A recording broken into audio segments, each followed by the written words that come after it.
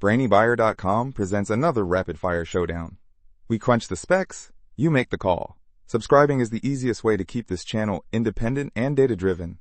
Hey, I'm looking at these two Weber Traveler grills. The blue one, B0B9V9H8XZ, and the compact one, B0CYNS3KY5. What are the real differences? Okay, let's dive in. Both are portable gas grills from Weber, so you're getting a good brand. The original Traveler is listed at $449, while the compact version is at $299. Big price difference right off the bat. Yeah, that's a pretty significant jump. What about size and weight? Portability is key for me. The original is 42.72 deep, 43.6 wide, and 37.2 high, weighing in at 32 pounds. The compact is smaller at 34 dx 34.75, wx 21.5 inches h, but it's heavier at 49 pounds, strangely enough. And the compact is designed to fit in most compact car trunks, so that's a definite plus if space is a concern. So, smaller a timer lighter isn't the case? That's counterintuitive. But fitting in the car is important.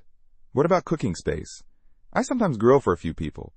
The original Traveler boasts enough space for 15 burgers or 20 sausages, whereas the compact is rated for 12 burgers or 15 sausages, feeding up to 4 people. So slightly less real estate on the compact. Okay, that makes sense. And what about features? Are they pretty similar? Both have a single burner and are gas-powered, using either a 1 lb propane tank or a 20 lb tank with an adapter. Easy setup and fold down are consistent across both. The compact has a side table and porcelain enameled, cast iron cooking grates, and front access grease removal. Grease removal sounds pretty handy. Anything else stand out? The original Traveler has more reviews, 1330 versus 43, so there's more user feedback to consider.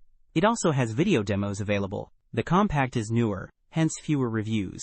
The original has a heating power of 12,000 BTU, while that spec is not listed for the compact.